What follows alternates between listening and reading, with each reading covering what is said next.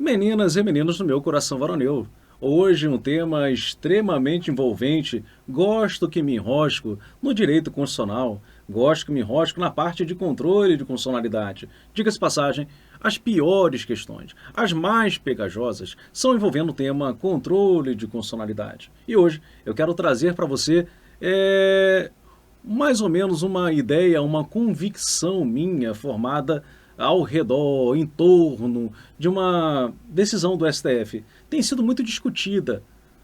Internet é do tipo beba com moderação. Eu não gosto e não me enrosco naquelas reproduções de ementas. Vem lá o profeta, coloca a ementa da decisão do STF sem pelo menos ter lido o voto, né? Melhor, lido os votos condutores, o voto que foi o vencedor e, sobretudo, os votos que discordaram do ministro relator. Onde eu quero chegar? Eu quero chegar no controle de constitucionalidade efetuado pelos tribunais de contas. Será que realmente houve, aqui comigo, a superação da súmula 347 do Tribunal de Contas da União? Professor, antes de tudo, é, o que revela essa súmula do STF? Essa súmula do STF, pré-histórica, diga-se passagem, anterior à Constituição de 88, expedida no ano de 1963, época em que minha mãe ainda era uma mocinha, diga-se passagem, o Tribunal de Contas, no exercício de suas atribuições, pode apreciar a constitucionalidade das leis e dos atos do poder público. As palavras têm poder, as expressões têm poder, sobretudo numa disciplina de direito constitucional, direito administrativo, penal, processual. Então, essa expressão apreciar, ela não foi colocada de maneira tão aleatória aí, não. Na verdade, ela não é aleatória.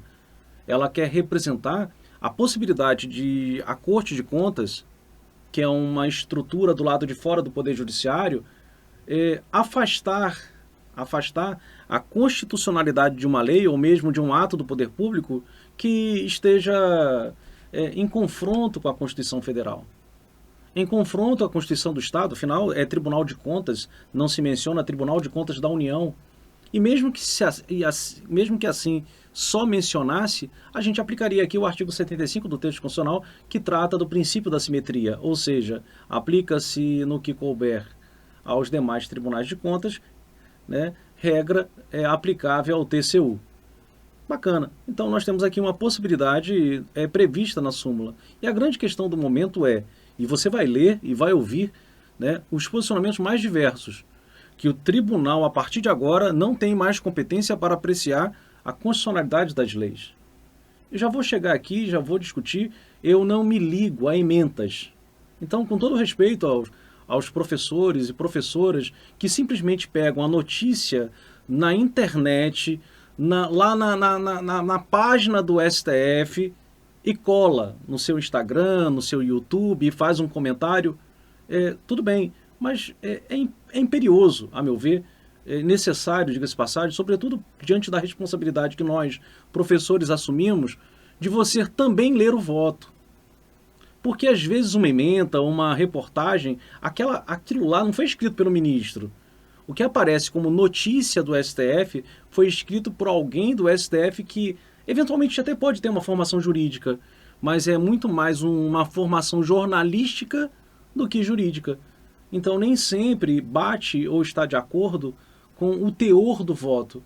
Um dia desse, conversando com o professor Rafael Barreto, para mim um dos maiores professores da parte de Direitos Humanos, Direito Constitucional e Ética da OAB. E ele falou exatamente isso. Eu falei, senhor, é extremamente temerário e pouco arrojado o que fazem nossos amigos, nossas amigas, parte deles.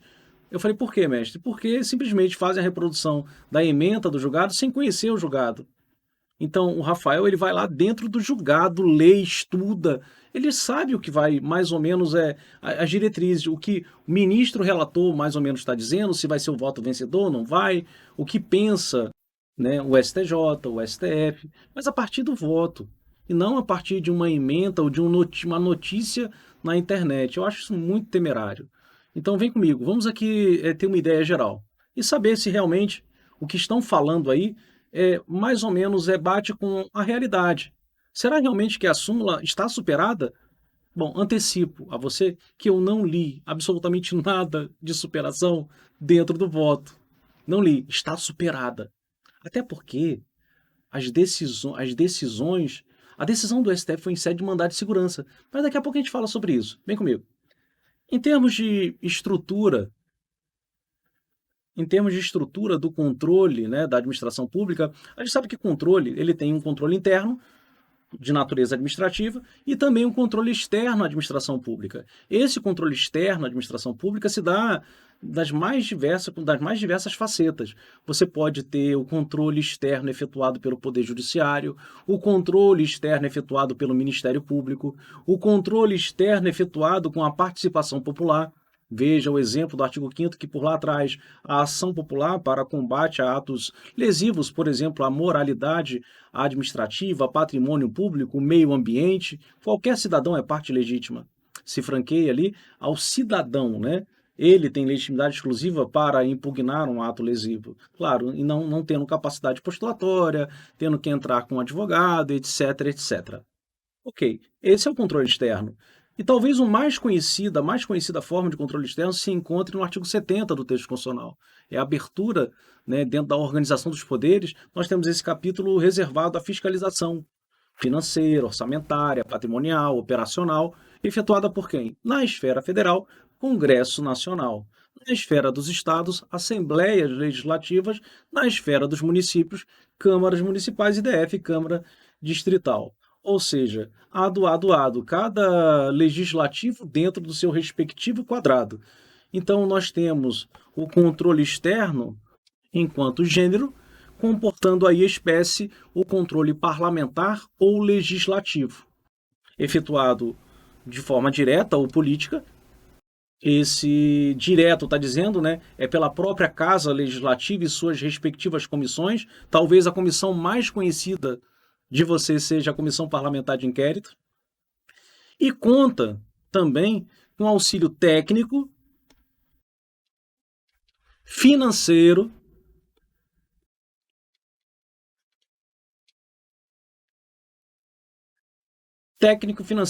a cargo do Tribunal de Contas. Professor, Tribunal de Contas, sim. Na esfera federal, TCU.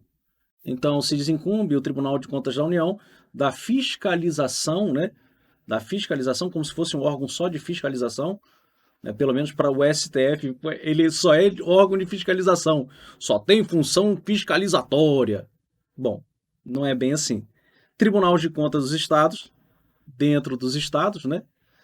Tribunais de Contas dos municípios, e aqui nós temos órgãos estaduais, o que é viável, né? Constitucionalmente falando. Afinal, o que a Constituição veda ou vedou a partir de 5/10/88 foi a criação de novos órgãos municipais. Inclusive, só se mantiveram, né, os do Rio de Janeiro e São Paulo. Eu não posso mais criar órgão municipal a partir de 5/10/88. Mantiveram-se aí vivos Rio de Janeiro e São Paulo. Lembrando logo que não há nenhum óbice, nenhum impedimento constitucional de você criar novos tribunais de contas dos municípios. Entenda, um órgão do Estado que vai fiscalizar todos os municípios daquele referido Estado, no lugar de você deixar sobre o encargo do Tribunal de Contas do Estado. Isso ocorre no Pará, isso ocorre no Ceará, não é isso? Não é isso. O Ceará foi extinto. E o STF, inclusive, bateu o martelo falando que é constitucional tanto se criar um Tribunal de Contas dos municípios e, por simetria, extingui-los. Se cria, se extingue. Bahia existe ainda e Goiás existe ainda. Não há impedimento também de serem extintos via emenda à Constituição. Entendi.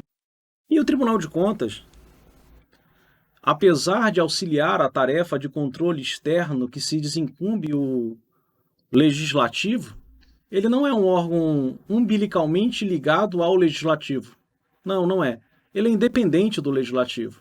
Ele tem uma certa vinculação, mas é uma vinculação tão somente finalística, porque eu, Tribunal de Contas da União, Estado, município, onde houver, eu vou te auxiliar. Eu não sou um órgão auxiliar, eu sou um órgão de auxílio.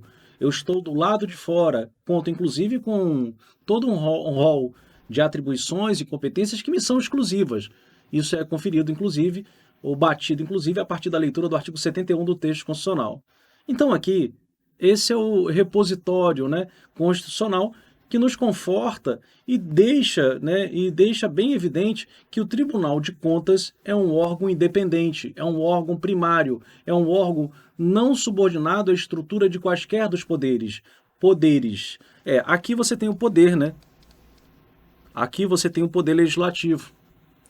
Tribunal de Contas não é um poder, assim como o Ministério Público não é um poder. O Ministério Público é uma função essencial à justiça.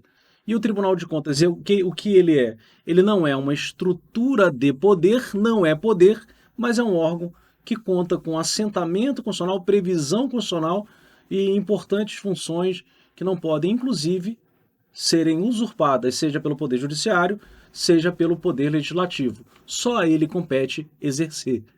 Não, mas o Congresso pode rever? Não, porque não é o tribunal um órgão do Congresso Nacional, então não cabe recurso de suas decisões. Quando muito, a decisão de um Tribunal de Contas pode ser revista pelo Poder Judiciário, porque aplicamos aqui, segundo o artigo 5º, inciso 35 do texto constitucional, o sistema de jurisdição única. Logo, todas as decisões do Tribunal de Contas, no que digam respeito ao aspecto de legalidade, proporcionalidade, razoabilidade, que firam, né, o direito líquido e certo, por exemplo, podem ser objeto de controle pelo Poder Judiciário. O que não se permite é a revisão do mérito das decisões de um Tribunal de Contas e, na verdade, não se permite a revisão de mérito de nenhuma estrutura administrativa pelo Poder Judiciário, porque o Poder Judiciário, nesse momento, estaria fazendo as vezes do administrador público, rompendo-se, assim, com o princípio da separação dos poderes, tão caro entre nós, segundo o artigo 2º do texto constitucional. Entendi. Esse é o quadro. E agora eu entro na parte do controle efetivo de constitucionalidade. Então, fizemos aí uma breve recapitulação teórica sobre o posicionamento do Tribunal de Contas dentro dessa estrutura, né, orgânica do Estado, alocando-o como um órgão independente primário, embora não seja um poder constituído, um poder imanente do Estado, e agora o controle de constitucionalidade. Quando a gente está lá no curso, por exemplo, do Alexandre Araújo, que está aqui no De Olho na Questão, um excelente professor, um dos mais objetivos que eu já vi, né, de uma oratória perfeita, uma ótima dicção. Você aumenta a velocidade e ainda continua a ficar com uma ótima dicção. O cara realmente é surpreendente. A descrição, inclusive, está aqui, desse curso de constitucionalidade, está aqui nesse vídeo. E tem ponto de desconto para você até o dia 30, tá? Então, não perca esse curso de controle de constitucionalidade com o Alexandre Araújo. As questões são comentadas pelo seu professor Sionil Borges. Então, você vai ter toda uma teoria gravada com ele e questões comentadas pelo seu professor. Bom, dentro da dinâmica do controle de constitucionalidade, nós temos pelo mundo tanto um sistema estadunidense, em que você afere não a lei em tese, mas são situações concretas levadas ao Poder Judiciário, ao juiz, ao tribunal, e juiz e o tribunal, eles percebem que há um incidente, uma questão prejudicial prévia para que se julgue a lide, a demanda. Como assim? Você leva, fala assim, o senhor juiz, a lei estabeleceu a idade de 25 anos para ser policial militar. No mínimo 25 anos, no máximo 42 anos. Aí você entra no Poder Judiciário falando que você tem 24 anos e quer fazer o concurso, passou e quer fazer o curso de formação.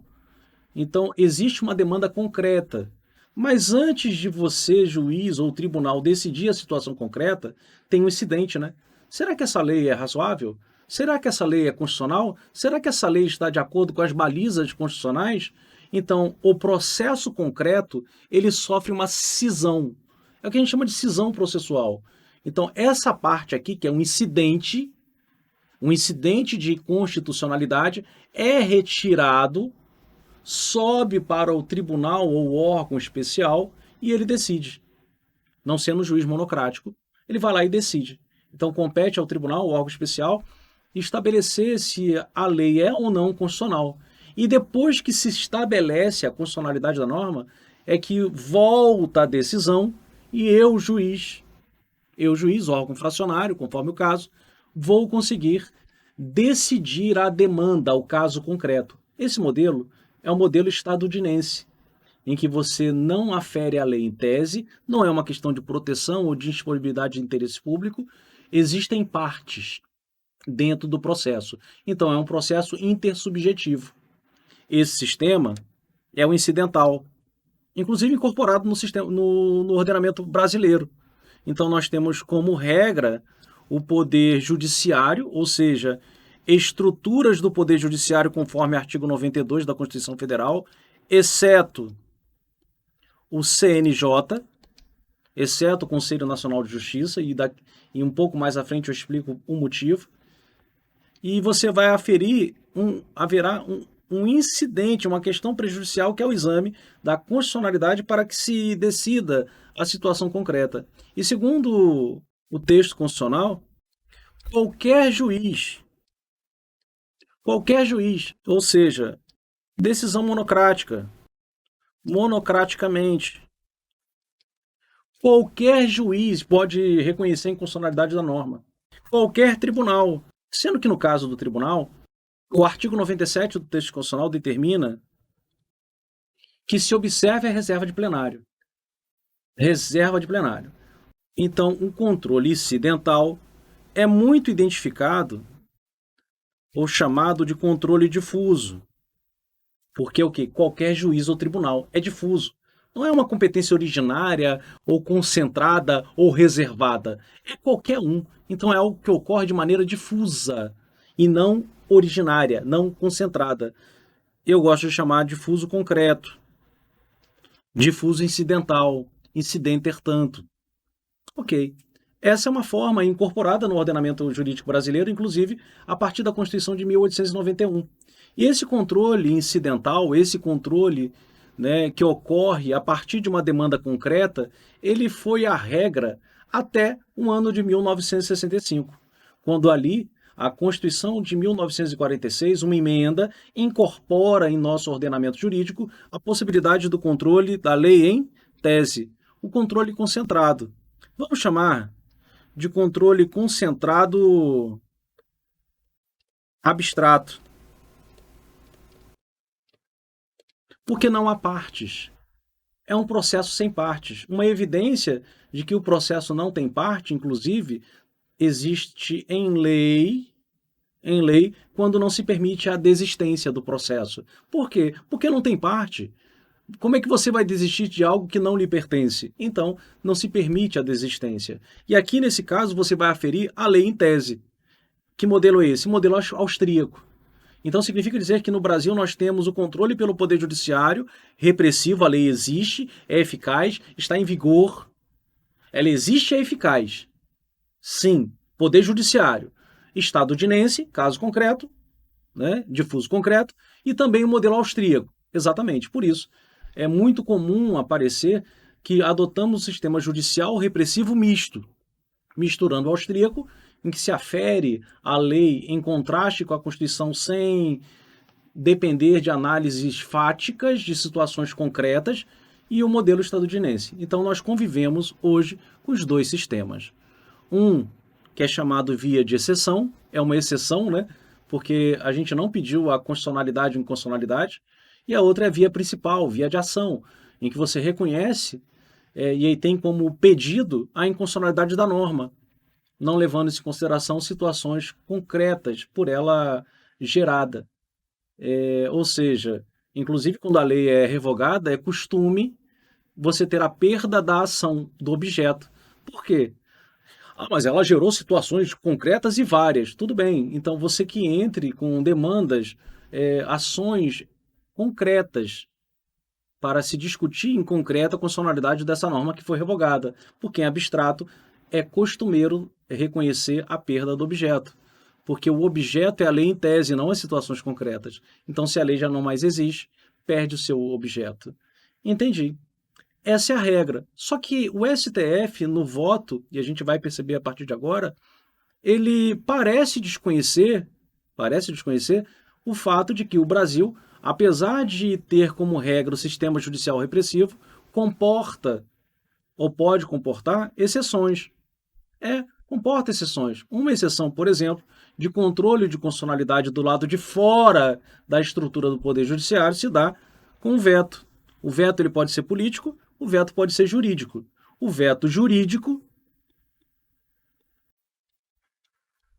é uma forma de controle de constitucionalidade da lei. Não, a lei não existe ainda, tanto que você veta, né?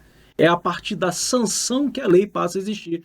Então, se não há sanção, se há veto total ou parcial, aquele trecho não existe.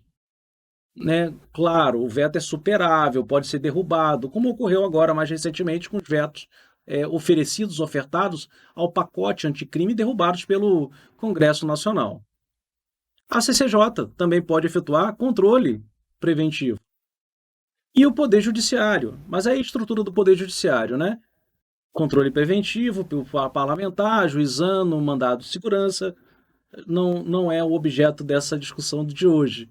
Mas no curso, eu inclusive já assisti o vídeo, o Alexandre Araújo trabalha com a devida profundidade essa exceção do Poder Judiciário efetuar um controle preventivo de constitucionalidade. Qual é a única maneira dada de você controlar o devido processo legislativo e no judiciário? Porque comumente isso é feito em matéria de controle de constitucionalidade, seja pelo Poder Executivo, chefe, quando veta juridicamente, e aí é um vício de inconstitucionalidade verificado, então a norma não chega a ingressar no ordenamento jurídico, e a CCJ, que vai lá e dá um parecer de maneira, inclusive, terminativa. E o controle repressivo, só bota mais um S aí. E o controle repressivo efetuado pelo Poder Executivo, e aí você entenda, o chefe do Executivo pode afastar a lei, não cumpram essa norma. Por quê? Porque é inconstitucional. Então, ainda prevalece a tese doutrinária e também jurisprudencial de que o chefe do Executivo ele pode determinar o afastamento da norma. Eu quero que vocês não cumpram essa norma nessa situação concreta. O chefe do Executivo, segundo o STF, segundo a doutrina dominante, pode assim proceder. O veto legislativo, isso aqui você encontra lá no artigo 49, inciso 5. O que é o veto legislativo? É a possibilidade do Congresso Nacional sustar, e com exclusividade, um ato regulamentar que ultrapasse o limite da regulamentação, ou, eventualmente, quando a lei delegada usurpa os limites que lhe foram oferecidos na resolução do Congresso Nacional nos termos do artigo 68 do texto constitucional. Então, é considerado controle de constitucionalidade, embora algo bastante criticável, mas é controle de constitucionalidade para efeito de concurso público. E a súmula sempre foi nos colocada como sendo uma exceção, uma possibilidade de uma estrutura estranha ao judiciário efetuar o controle de constitucionalidade. E a grande questão é, será que essa súmula do Tribunal de Contas, e aí Tribunal de Contas em geral, não se menciona apenas TCU, TCE, TCE, TCM, tudo, todo mundo, todo o Tribunal de Contas, será que eles não podem mais apreciar a constitucionalidade das normas? Será que a recente decisão do STF realmente torna a súmula superada? E agora eu vou fazer algumas passagens no voto, para mim, quem não estudou por Alexandre de Moraes, né? Eu acho que todo mundo estudou por Alexandre de Moraes. Eu tive poucos livros, mas um deles, além do Eli Lopes, né, que eu tive, um deles foi Alexandre de Moraes. Então a gente tem um carinho muito especial pelo autor, pelo professor, e agora ministro do STF. Então merece o seu respeito, tem o seu peso. Mas eu vou fazer destaque de trechos do voto condutor, inclusive vencedor, mas não foi unânime, dentro do mandado de segurança, que por acaso é uma decisão interpartes. Como assim? Eu volto aqui, ó. Interpartes, professor, quando se fala em controle incidental, controle de difuso concreto, a regra é que o efeito fique restrito às partes. Quando você está diante de um controle concentrado abstrato, ao contrário, é contra todos. Contra todos, em latim, é erga omnes. Então aqui costuma ser interpartes. E ali, no controle abstrato, naquelas ações como ADI, ADC, ADIO, ADO, né, ADIO, ADPF, o efeito é contra todos, erga omnes e vinculante, diga-se de passagem. Só que aqui são ações bem específicas, né, de controle abstrato. Mandado de segurança, gente, sério, mandado de segurança não é erga omnes, não é vinculante. Já começa por aí. A brincadeira da crítica, né, que a gente vai fazer a partir de agora já começa por aí. Foi uma decisão do STF em sede de mandado de segurança. Ou seja, não tem uma objetivização, uma abstrativização. Não alcança outros processos além daquele. É interpartes. É naquele processo. Morreu ali. Formou coisa julgada, formou, mas dentro daquele. Houve decisão de mérito naquele processo. Então, voltando. Leitura. E aí eu vou ampliar a telinha para você. Olha o que nos revela o ministro, né? É inconcebível ao Tribunal de Contas da União, órgão sem qualquer função jurisdicional,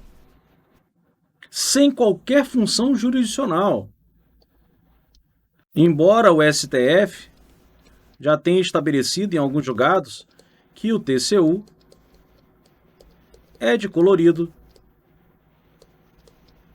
quase jurisdicional. Tudo bem, mas vamos prosseguir. Desconsidera essa decisão em que se fala em colorido quase jurisdicional. Permanecer a exercer o controle de constitucionalidade, como no presente caso, em que simplesmente afasta a incidência dos dispositivos para todos os processos da Corte de Contas, sob o pretenso argumento de que lhe seja permitido, em virtude do conteúdo, obviamente ficou comprometida com a promulgação. Respira. Ficou comprometida com a promulgação. Está dizendo que a súmula está superada para parte da doutrina, a partir de agora, e talvez você que vai estudar para o concurso público tenha uma inclinação, e cuidado, ela pode ser perigosa, de falar que a súmula está superada. Só que, dentro do mandado de segurança, você tem que analisar qual foi o pedido, qual é o pleito. Ele pode escrever o que ele quiser aqui dentro. Porque a matéria não é sobre a superação ou não da súmula. É saber se, diante daquele caso concreto, poderia o Tribunal de Contas conferir eficácia erga omnes vinculante. Não pode. Mas isso a súmula não permite, de fato. O que a súmula permite é a apreciação da constitucionalidade. Ou seja, a súmula ela permite ao Tribunal de Contas o controle difuso, concreto. E o controle difuso concreto, e aí a gente vai concordar com o STF, ele só pode ser interpartes. E na situação concreta levada ao STF, o tribunal, infelizmente, realmente usurpou do que permite a súmula 347, porque ele conferiu natureza erga omnes. Uma coisa é quando o Tribunal de Contas se reúne e, diante de uma demanda concreta, reconhece ou afasta a constitucionalidade da norma. Outra coisa é o tribunal afastar naquele caso concreto e determinar ao seu órgão, que é a CEFIP, que é uma secretaria de pessoal, de fiscalização de pessoal, dentro do tribunal, que diante de outros casos daquela natureza, observe o reconhecimento da inconstitucionalidade. Ou seja, acaba por produzir um efeito realmente contra todos, vinculante.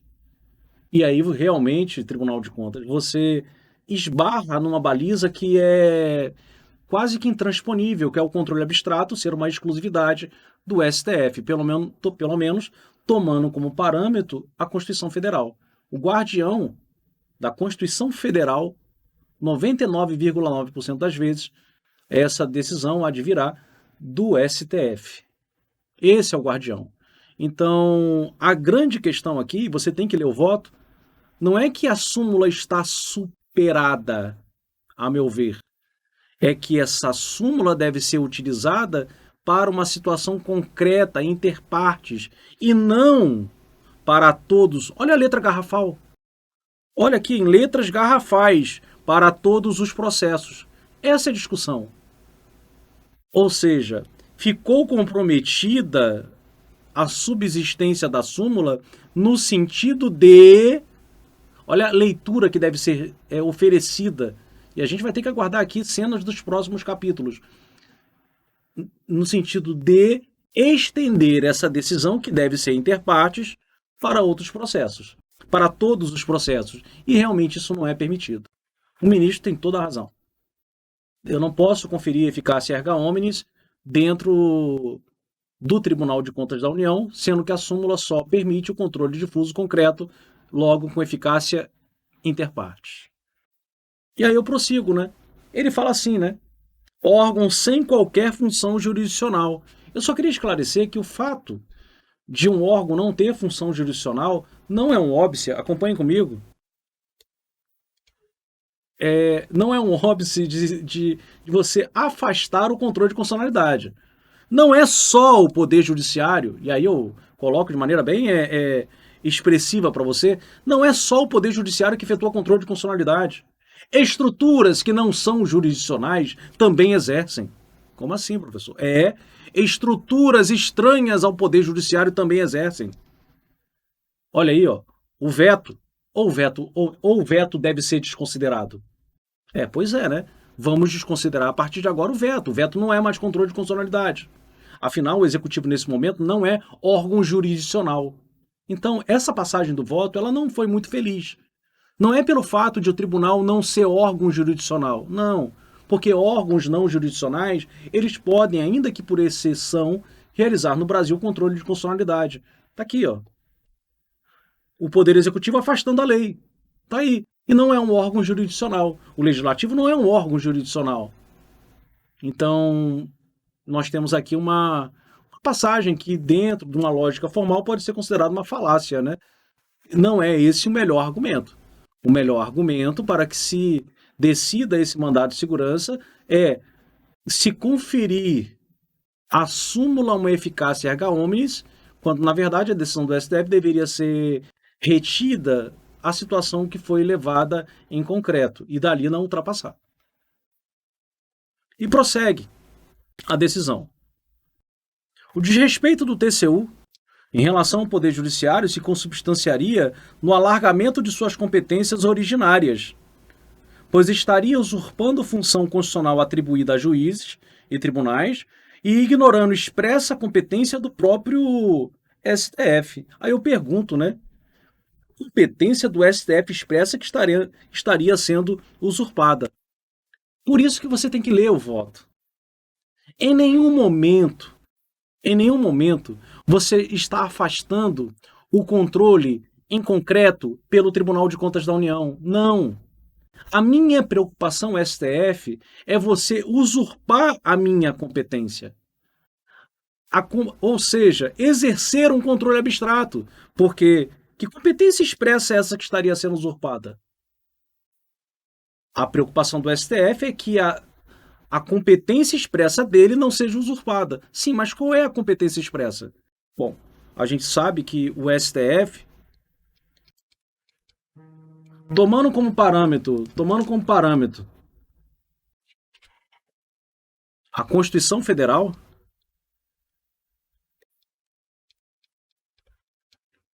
é o STF que vai aferir dentro desse escalonamento vertical. A Constituição está no topo e ela é que serve de fundamento de validade para todas as normas que lhe são supervenientes. É o STF o verdadeiro guardião da Constituição. Pelo menos no que diz respeito ao julgamento de uma ação direta de inconstitucionalidade, de uma ação declaratória de constitucionalidade, de uma ação de descumprimento de preceito fundamental, ou mesmo uma ação direta não genérica, por omissão, adio, ado. Ou seja, tomando como parâmetro a Constituição Federal, eu, STF, tenho competência expressa para reconhecer a inconstitucionalidade das normas. E essas ações, elas têm uma eficácia erga omnes e também vinculante. Ou seja, o problema, tribunal, não é a súmula, a sua súmula. O problema é você se socorrer da sua súmula para usurpar a minha competência erga omnes e vinculante. Isso não é possível. Ado, cada um dentro do seu quadrado. Vou tentar manter essa súmula ou reler essa súmula, oferecendo a ela a seguinte leitura a partir de agora. Não confira eficácia erga omnes vinculante. Se quiser, pode afastar a constitucionalidade da norma diante da situação concreta. Interpartes. É assim. Ou seja, a superação da súmula, ela não existe, ela não foi tratada dentro do mandado de segurança. Em nenhum momento falaram, ao contrário. Os votos, né, os votos discordantes do Luiz Roberto Barroso e da Rosa Weber falaram assim, ó, tudo bem, eu aqui só tenho um ponto a levantar. Qual é? Eu discordo. Eu discordo da superação da competência do Tribunal de Contas da União pelas seguintes razões. E a gente já vai apresentar. Mas como isso também não foi tratado aqui dentro, ou seja, eles não trataram. Isso não é matéria do processo. Isso não é matéria do processo. E teve Marco Aurélio e Fachin também. Ou seja, 4 ministros contra 7. Mas dentro do processo não se discute a superação da súmula. Então eles deixaram de se pronunciar sobre isso. Em nenhum momento se fala em superação da súmula em termos de afastamento em concreto, mas sim por conta da natureza erga omnes que se deu a decisão do TCU, o que não permite a súmula. São coisas diversas. Aí eu venho. Prosseguindo o voto, né? Porém, a possibilidade de exercício do controle de constitucionalidade pelo TCU é mais grave do que somente a configuração da usurpação por órgão administrativo. Está dizendo que o órgão administrativo está usurpando, né? Em virtude da extensão dos efeitos, vocês estão percebendo? O problema aqui foi a extensão dos efeitos da decisão para todos. Esse é o problema. Não é que a súmula não permita ao TCU a análise difusa concreta. Eu só não posso, o tribunal, e eu tenho que ter o máximo de cautela possível, é de não estender essa decisão para todos os processos, conferindo erga omnes, sob pena de se usurpar a competência do controle em abstrato pelo STF. E vem, exatamente como na hipótese, o controle difuso exercido administrativamente traz uma transcendência dos efeitos, o que não é permitido, pois na maioria das vezes, ao declarar inconstitucionalidade ou eufemisticamente afastar incidentalmente, o TCU não só estaria julgando um caso concreto, como também deixando de aplicar para casos idênticos, extrapolando os efeitos concretos em interpartes. Ou seja, dito de uma outra forma, eu não sei se foi o que passou na cabeça do ministro relator, tá, gente? Mas o tribunal, eu não estou discordando da súmula. Eu só não quero que essa súmula lhe permita da transcendência dos efeitos de um controle difuso. Nem eu, STF, consolidei esse entendimento ainda da objetivização, abstrativização, a transcendência dos efeitos do controle difuso. Nem eu. Então você também não pode. Essa é a preocupação do STF. Não é a preocupação de que a súmula não possa incluir, extrapolando os efeitos concretos. Ou seja, argumentando, se mantiver dentro de efeito concreto e interparte, ela está viva. Ela não morreu. Então a súmula ela não precisa ser superada. Ela precisa só ser relida, interpretada. Uma coisa é superar e revogar a súmula. A outra coisa é fazer a sua releitura, confortando-a segundo uma interpretação constitucional. E isso é possível que o STF faça. E aí vem. Em verdade, nas hipóteses de afastamento incidental da lei, o tribunal, por via reflexa, estaria automaticamente aplicando a transcendência, a competência para o exercício do controle concentrado reservado, pois estaria obrigando, a partir do caso concreto, toda a administração dando efeitos vinculantes. Ou a preocupação do STF foi só essa. Só essa. E uma passagem, né? Reservada com exclusividade ao Supremo. Só um detalhe, né? É óbvio que quem escreve o voto não está pensando em concurso público. Não, não está. Mas a gente faz concurso público, né? Aqui fala competência reservada ao STF. O STF, pelo texto constitucional. Na verdade, quando a gente fala em competência reservada, ela também foi reservada, perceba aqui pelo artigo 125, ou permitida aos Estados-membros. Os Estados-membros eles podem instituir a representação de constitucionalidade. Só que nesse caso, o Tribunal de Justiça, que vai ser o órgão, né, guardião da Constituição do Estado. É ele que vai ser o guardião da Constituição do Estado. Entendi. E um outro detalhe. Quando se fala em controle, gerando efeito erga omnes, vinculante, hoje, o Código de Processo Civil, ele passa aí uma releitura também no que diz respeito à força dos precedentes, sobretudo de um determinado tribunal ou órgão especial. Então, o incidente de inconstitucionalidade previsto lá no Código de Processo Civil, ele vem trazendo a seguinte passagem. Se a arguição for rejeitada, prosseguirá o julgamento. Ou seja, quando um órgão fracionário recebe a demanda concreta e reconhece como constitucional, você não precisa observar a reserva de plenário. A reserva de plenário é quando você vai afastar a norma ou reconhecê-la inconstitucional. Então, se você rejeita a arguição, é porque se reconhece como constitucional e a constitucionalidade não se exige a reserva de plenário. Acolhida a arguição de constitucionalidade, a questão é submetida, é cindida para onde? Para o plenário, do tribunal ou órgão especial, exatamente por conta da necessidade de, por lá, se observar a reserva de plenário. Onde houver, os órgãos fracionários não submeterão, é onde eu quero chegar. Eles não submetem a questão ao plenário, ou mesmo ao órgão especial, quando já houver um pronunciamento do tribunal, ou do órgão especial, ou do STF sobre a questão. Isso é o quê? É uma natureza que erga omnes, ainda que dentro do controle difuso. É um controle difuso, feito, concreto, que foi numa situação anterior, mas essa situação me permite, diante de um outro caso concreto, me balizar, me sustentar, me alicerçar naquela decisão anterior. Bacana, né? Isso é o quê? É o efeito erga omnes, contra todos, vinculante, né? Ou seja, essa passagem do STF, desse voto, ela não foi muito feliz, pelo menos para efeito de concurso público. Acompanhe comigo. A transformação do controle difuso em controle, outro trecho do voto, com patente ou usurpação da competência, não é admitido em nosso ordenamento jurídico constitucional, nem mesmo em âmbito jurisdicional, quanto mais em administrativo.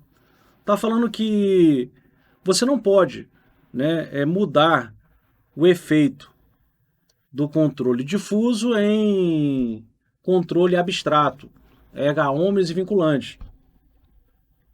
E aí eu venho. Então, o STF afastando também a possibilidade de objetivação do controle difuso, é muito perigoso dentro do mandato de segurança em que você analisa uma situação concreta, você escrever tanto. Essas passagens, essas entrelinhas, elas não servem como razão de decidir, né? Porém, elas podem inspirar, né? Inspirar os elaboradores de questões. Porque a gente já vem mais ou menos construindo no STF, até por conta do advento do Código de Processo Civil, uma ideia, uma aproximação do modelo estadunidense de precedentes vinculantes. Veja aí, inclusive, a própria emenda constitucional 1045, ao incorporar no texto constitucional as súmulas vinculantes. Então, existe uma aproximação do controle difuso para o abstrato. Há, inclusive, entendimento do STF sobre a mutação constitucional do artigo 52, inciso 10, sobre a desnecessidade de se enviar ao Senado Federal para que, por lá, ele confira o efeito erga omnes vinculante. Isso já seria algo automático da decisão, e seria só uma comunicação ao Senado, ele só daria publicidade da decisão do STF. Então, existe todo um caminho já, uma trilha do STF, para se gerar a objetivização. E ele está dizendo aqui que não é admitida no ordenamento jurídico. Mas esse é o voto do ministro relator. Talvez não seja um pensamento unânime. Então, a meu ver, cuidado na hora da prova, porque há questões atuais, já mais ou menos delineando a possibilidade de o controle difuso sofrer uma objetivização. Bom, e aí vem um outro trecho, né, do voto. Não bastasse a configuração de respeito à função jurisdicional e à competência exclusiva do STF para declarar a inconstitucionalidade. Realmente, o tribunal não pode declarar, gente. É uma situação só de apreciar. Declarar ele não pode, ele pode apreciar. Atentaria frontalmente contra os mecanismos recíprocos de freios e contrapesos, o que se consubstancia ou qualquer outro órgão administrativo possa afastar as leis. Ou seja, está dizendo que afronta a separação dos poderes, o sistema de check and balance, freios e contrapesos. Uma passagem bonita do voto, né? E logo no final vem dizendo que afasta a competência de qualquer outro órgão administrativo. O mais estranho, a meu ver, é você ter votos dentro do STF, decisões do STF permitindo ao Conselho Nacional de Justiça, acompanhe comigo, a possibilidade de se afastar em concreto a norma. A preocupação é essa. Então, assim, eu não posso ter dois pesos e medidas diversas. O Conselho Nacional de Justiça é um órgão que integra o Poder Judiciário sem função jurisdicional. Não é um órgão jurisdicional. Então, tomando como ideia a mesma passagem que inspirou a decisão do mandado de segurança contra o TCU, em desfavor da decisão do TCU, a gente tem que afastar também do CNJ, ou não? Não há essa necessidade. É só se fazer uma releitura do ordenamento jurídico. A meu ver, o CNJ continua com essa possibilidade de afastar diante de uma demanda concreta, interpartes. Olha o que nos revela decisão do STF. A atuação do órgão de controle administrativo financeiro insere-se como competência constitucional atribuída a possibilidade de afastar por inconstitucionalidade. Posso marcar para você? Posso iluminar? Está aqui, ó. A possibilidade de você afastar a inconstitucionalidade.